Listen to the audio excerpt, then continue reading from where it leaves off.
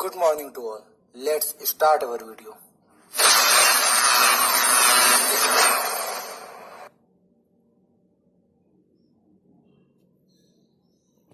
जैसा कि हमने लास्ट वीडियो में वन डे ग्राफ जनरेटर के बारे में पढ़ा, तो हमारे 3 चैप्टर कंप्लीट हो चुके हैं। पहला आपका वैद्युत क्षेत्र तथा वैद्युत आवेश, दूसरा आपका वैद्युत विभव और तीसरा चैप्टर आपका संधारित्र या विद्युत धारिता। तो तीनों चैप्टर के हम न्यूमेरिकल्स अब करेंगे। तो सबसे पहले शुरू करते हैं चैप्टर 1 के न्यूमेरिकल्स। तो आज का हमारा टॉपिक है चैप्टर 1 के न्यूमेरिकल्स। तो वैल्यू चेक करते हैं। पहला क्वेश्चन चलते हैं, हम इजी क्वेश्चन से टफ क्वेश्चन की ओर बढ़ेंगे और ये सारे क्वेश्चन आपके बोर्ड एग्जाम में आए हुए हैं। इन क्वेश्चन का ये मतलब नहीं कि सेम टू सेम ऐसे ही क्वेश्चन आपके बोर्ड एग्जाम में आए। उस एग्जाम में जब क्वेश्चन आते हैं तो उनमें हर साल थोड़े नए पैटर्न शामिल किए जाते हैं और वैल्यूज को कई बार चेंज किया जाता है। तो आप सवाल लगाने का तरीका सीखिएगा, ना कि सवाल को रटिएगा। चलिए शुरू करते हैं पहला सवाल। तो पहला सवाल आपके सामने है, कह रहा है 1 कूलाम आवेश में कितने इलेक्ट्रॉन होते हैं। अब आपसे एक आवेश का मात्रा दे दी गई, 1 कूलाम पूछा गया कितने इलेक्ट्रॉन होते हैं। तो सिर्फ एक मात्र एक ऐसा फॉर्मूला है जो इलेक्ट्रॉन की संख्या पर निर्धारित है, जो आपने हाई स्कूल में भी पढ़ा होगा, Q बराबर NE। यानी सीधे आपकी समझ में आता है फॉर्मूला कौन सा इस्तेमाल करना है, Q बराबर NE। Q का मान दिया हुआ है, E का मान पता ही है हमको। इलेक्ट्रॉन का आवेश 1.6 × 10⁻⁻19 कूलाम। चलिए शुरू करते हैं सवाल। तो सबसे पहले हम लिखेंगे गिवन डेट, क्या क्या दे रखा गया। तो आपको दे रखा है Q बराबर 1 कूलाम, इलेक्ट्रॉन का आवेश आपको पता है 1.6 × 10⁻⁻19 कूलाम। आप फॉर्मूला कौन सा यूज करेंगे, तो फॉर्मूला यूज आपका कौन सा होगा, Q बराबर NE। N हमको निकालना है तो N बराबर Q बाई E। वैल्यू रखते हैं, Q का मान 1, E का मान 1.6 × 10⁻−19। अब 10⁻−19 नीचे से ऊपर जाएगी तो हो जाएगी प्लस की, और जब 1.6 का दशमलव हम काटेंगे यहाँ पर, ये दशमलव जब काटेंगे तो ऊपर क्या होगा, 1 0 बढ़ जाएगा, यानी हो जाएगा 10। तो आगे चलते हैं, हो गया 10 × 10⁻19/16। हमने इसको आगे काटा 2 से तो हो गया 5/8 × 10⁻19। अब यहाँ पर हमने एक पावर कम कर देंगे, 19 को कर देंगे 10⁻19 को हम लोग लिख सकते हैं 10 × 10⁻18। एक पावर हमने कर दी कम। अब ये 10 का गुणा हो गया 5 के साथ, हो गया 50, 50/8। अब आप इजिली काट सकते हो, तो काटेंगे तो वैल्यू आपकी फाइनल वैल्यू आ जाएगी यहाँ पर 6.25 × 10⁻18। ये आपका क्वेश्चन काफी इंपॉर्टेंट है, आपका बहुविकल्पी में भी आया है, 1 नंबर में भी आया है और कई बार कई क्वेश्चनों के साथ जुड़कर भी आया है। तो ये क्वेश्चन आपका काफी इंपॉर्टेंट। चलते हैं दूसरे क्वेश्चन पर। तो दूसरा क्वेश्चन ये रहा। तो कह रहा है वायु में एक दूसरे से 30 सेंटीमीटर दूरी पर रखे 2 छोटे आवेशित गोलों पर क्रमशः 2 × 10⁻−7 कूलाम तथा 3 × 10⁻−7 कूलाम आवेश है, उनके बीच कितना बल होगा। तो यहाँ पर क्वेश्चन में 2 बिंदु आवेश दे दिए गए हैं जो गोलों पर हैं, और उनके बीच की आपको क्या दे दी गई है, दूरी। बल पूछ रहा है। बल पूछते ही आज सबसे पहले क्लियर हो गया कौन सा नियम लगना है, यहाँ पर आपका कूलाम का नियम लगेगा। फॉर्मूला आपको पता ही क्या क्या दिया हुआ है, वो हम लोग लिख लेते हैं। तो सबसे पहले क्या दिया हुआ है, दूरी दोनों के बीच की। तो R बराबर 30 सेंटीमीटर। 30 सेंटीमीटर यहाँ पर मात्रक चेक करेंगे, मात्रक है सेंटीमीटर, चेंज करेंगे मीटर में। तो 30 × 10⁻−2। अगर इसको सॉल्व करें तो हो जाएगा आपका 0.3 मीटर। अब वैल्यू मिल गई। दूसरा आपको आवेश दे रखे हैं तो Q1 बराबर 2 × 10⁻−7 कूलाम, Q2 बराबर 3 × 10⁻−7 कूलाम।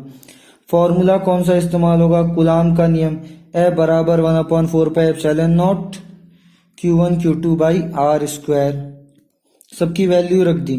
1/4πε0 की वैल्यू याद रखिएगा, होता है 9 × 10⁹। न्यूमेरिकल में हर जगह वैल्यू रखी जाएगी। तो 9 × 10⁹, Q1 का मान 2 × 10⁻7 और Q2 का मान 3 × 10⁻7 बटे में R का स्क्वायर, यानी 0.3 का स्क्वायर। तो 0.3 का जब हम स्क्वायर करेंगे तो 0.3 × 0.3 यानी गुणा हो गया कितना आ गया 9 और दशमलव कितने अंक बाद हो गए 2 अंक बाद, इसीलिए 0.09 हो जाएगा। तो वैल्यू रख देते हैं। तो हो गया आपका 9 इंटू 10 की पावर 9 इंटू में हो गया आपका 2 गुणे 10 की घात -7 इंटू 3 गुणे 10 की घात -7। अब हमने क्या किया, नीचे से दशमलव को काटा। जब हमने दशमलव को काटा तो दशमलव कितने अंक बाद है 2 अंक बाद, तो ऊपर कितना आ जाएगा आपका 100। ऊपर वैल्यू आ गई आपकी 100। अब इस 100 को हम 10 की घात 2 लिख सकते हैं। 9 से 9 क्या हो गया आपका, कट गया। 3 दूनी हो गया 6। अगली लाइन पे चलते हैं। तो आपका 9 से 9 कैंसिल आउट हो गया, 3 दूनी हो गया 6। अब पावर चेक कर लेते हैं। ऊपर देखिए पहले लिखी है 9 10 की घात 9, फिर लिखिए 10 की घात -7 10 की घात -7। और क्योंकि आपने पावर शिफ्ट की थी तो 10 की घात 2 आई है, वो हमने बगल में लिखी हुई है। तो पहले बाकी माइनस माइनस की साथ साथ पावर जोड़ के हो गई -14 और प्लस की 9, तो -14 और प्लस 9 यानी माइनस का 5। और जो पॉइंट काट के आपका 100 आया था वो भी नीचे लिखा हुआ है। इसका हम जब कर देंगे गुणा तो 10 की घात -5 प्लस 10 की घात 2 यानी घात जुड़ जाएगी -5 प्लस 2, आ गई आपकी -3। तो F बराबर आपका फाइनल रिजल्ट आ गया 6 गुणे 10 की घात -3 न्यूटन। अब चलते हैं तीसरे सवाल पर। तीसरा सवाल आपके सामने ये रहा, कह रहा है 15 माइक्रो कूलाम आवेश पर 2.25 न्यूटन का बल कार्य करता है। वैद्युत क्षेत्र की तीव्रता ज्ञात कीजिए।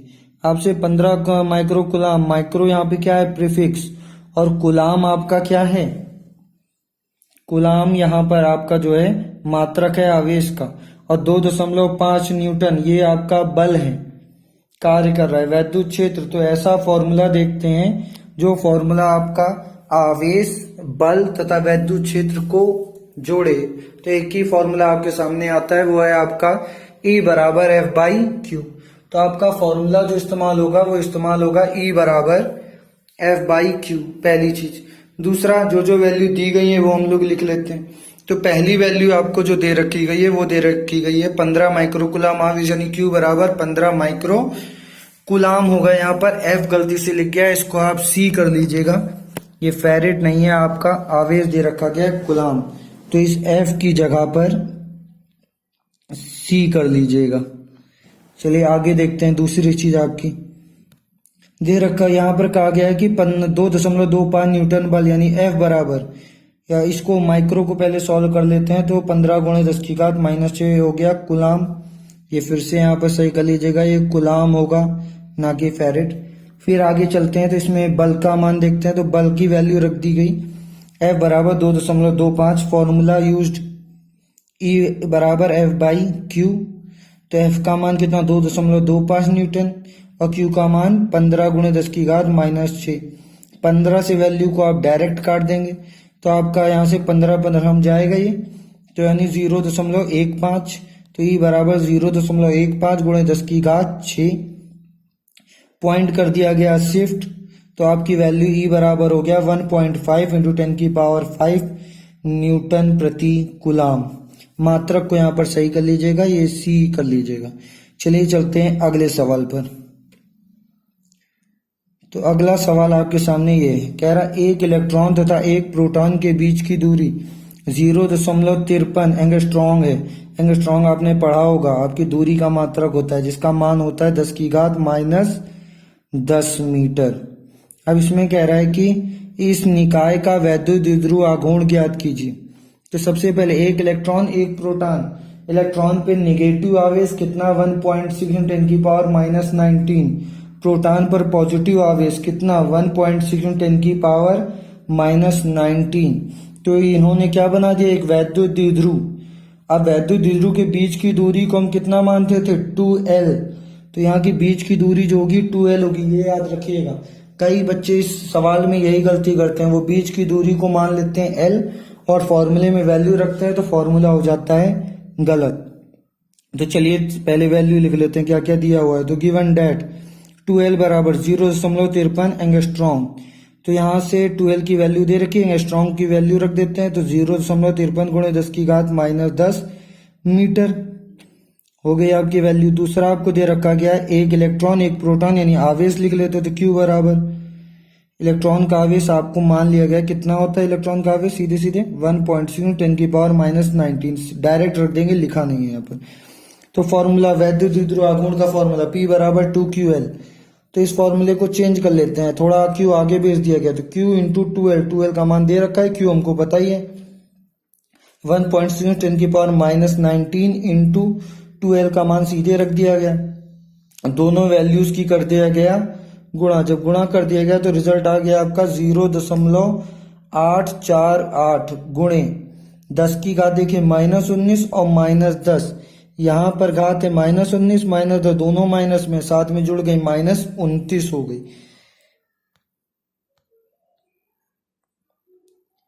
अब इसको -29 को एक वैल्यू हमने और आगे शिफ्ट किया है अच्छी तरह से लिखने के लिए, जो आपका सार्थक अंक नियम है 8.48 गुणे 10 की घात हो गई -30। इसका मात्रक होता है आपका कुलाम प्रति मीटर, क्यू का मात्रक कुलाम और दूरी होती है मीटर में, तो कुलाम मीटर आपका इसका मात्रक हो गया। चलते हैं अगले सवाल पर। अगला सवाल आपके सामने ये रहा, कह रहा है दो बिंदु आवेश 5 गुणे 10 की घात -19 कुलाम तथा 10 गुणे 10 की घात -19 कुलाम परस्पर 1 मीटर की दूरी पर स्थित हैं।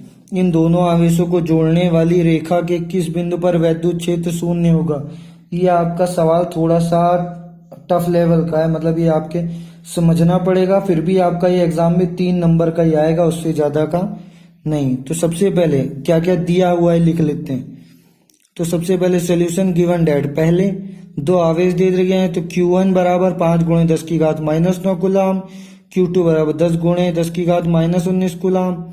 दूरी कितनी है दोनों के बीच की, 1 मीटर बता दी गई है। अब उसके बाद फॉर्मूला कौन सा यूज होगा, क्योंकि वैद्युत क्षेत्र निकालना है तो E बराबर 1/4πε0 Q/R। अब यहाँ पर आ जाते हैं फिगर पर, इसका फिगर बना लेते हैं। तो ये रहा आपके सामने फिगर। फिगर में देखिए दो बिंदु ये रखे गए हैं, एक पर आपका है 5 गुणे 10 की घात -19 का और दूसरे पर आपका 10 गुणे 10 की घात -19 कुलाम आवेश। दोनों के बीच की दूरी कितनी बता दी गई थी, 1। तो यहां से यहां तक की दूरी को कह दिया गया कितना, 1 बोला गया, 1 मीटर क्वेश्चन में दिया है। अब हमने किया क्या, हम लोगों ने ये मान लिया कि पहले तो वैद्युत क्षेत्र की दिशा देख लेते हैं। हम एक बिंदु मानते हैं, जो बिंदु कहाँ है, ये बिंदु है O, जो A से कितनी दूरी पर है, x दूरी पर। अब पूरी लंबाई 1 थी, ये x निकल गया तो ये कितना आएगा 1 - x। अब इस O बिंदु पे वैद्युत क्षेत्र की दिशा देख लेते हैं। तो पहले देखते हैं A के सापेक्ष यानी इस आवेश की तरफ। तो वैद्युत क्षेत्र की जो दिशा होती है प्लस आवेश से दूर, तो ये आपका प्लस आवेश इससे दूर यानी E1 किधर जा रहा है, इधर। इसी तरह अगर दूसरे B की बात करें तो B2 भी प्लस आवेश है, इससे भी दूर, तो E2 किधर जाएगा, इधर। दोनों क्या हो गए, विपरीत हो गए।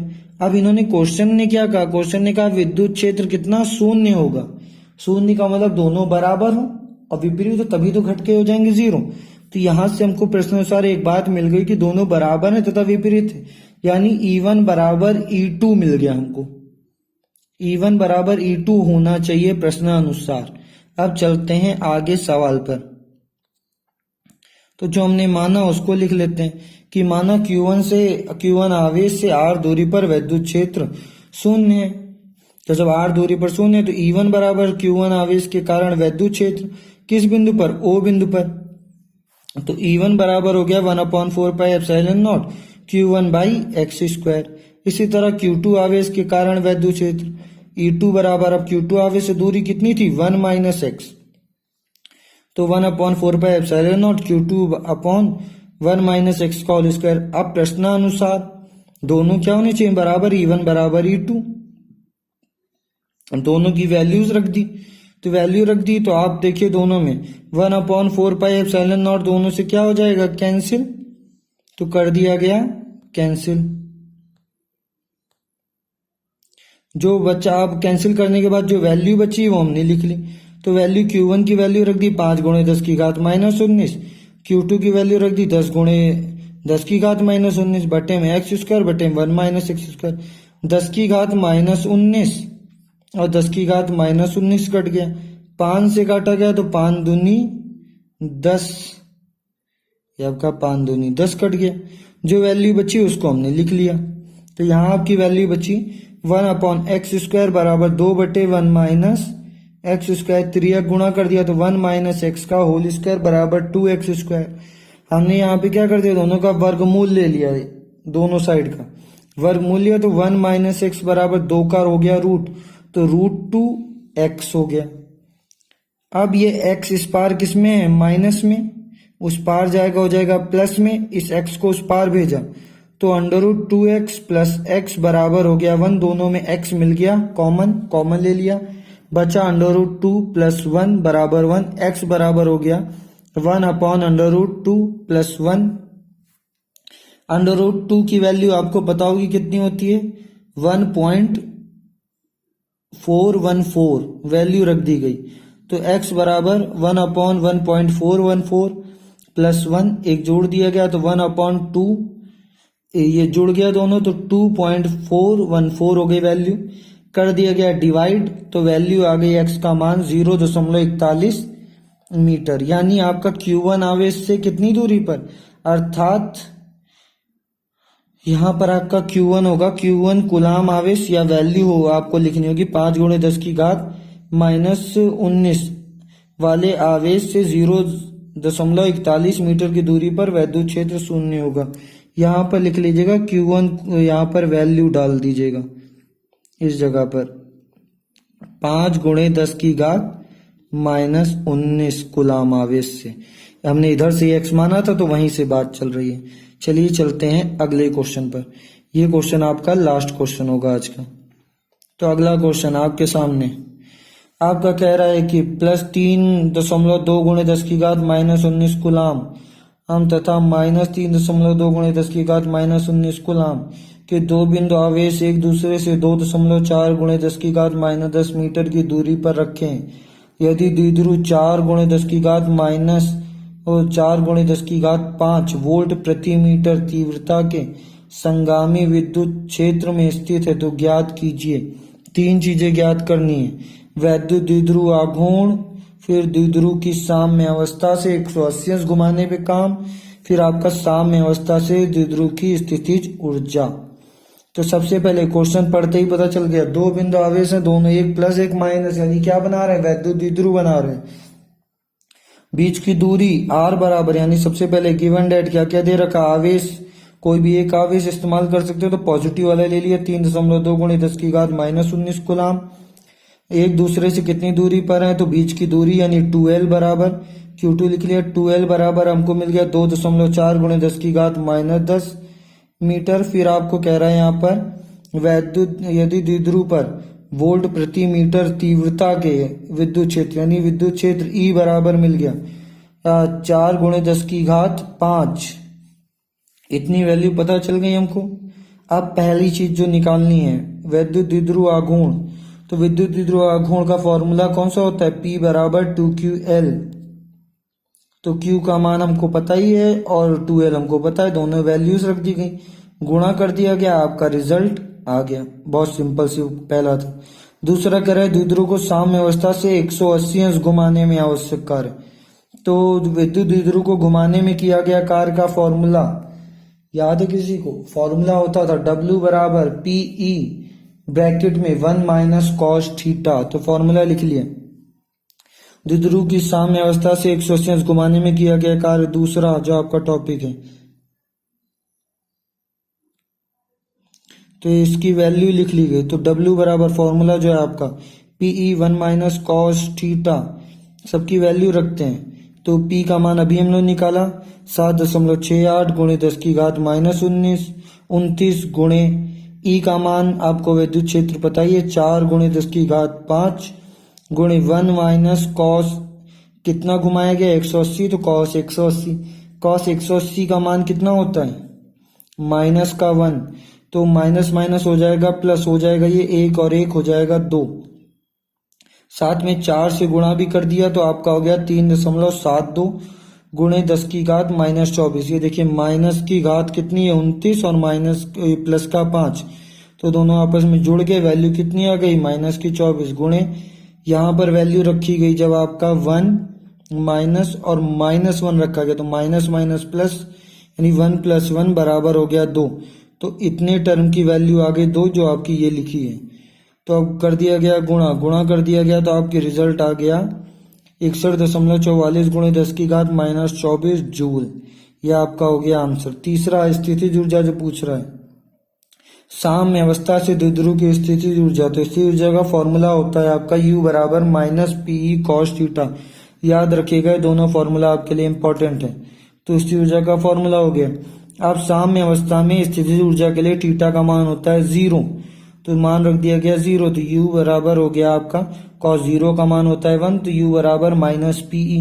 P का मान आप निकाल ही चुके हैं 7.68 × 10⁻29 और E का मान आपको पता है 4 × 10⁵5। दोनों का कर दिया गया गुणा और ये आपका आ गया रिजल्ट। आज के लिए इतना ही। अगर किसी सवाल में आपको डाउट हो तो आप उसको YouTube पर कमेंट बॉक्स में या WhatsApp पर आप भेज सकते हैं। तो आज के लिए इतना ही।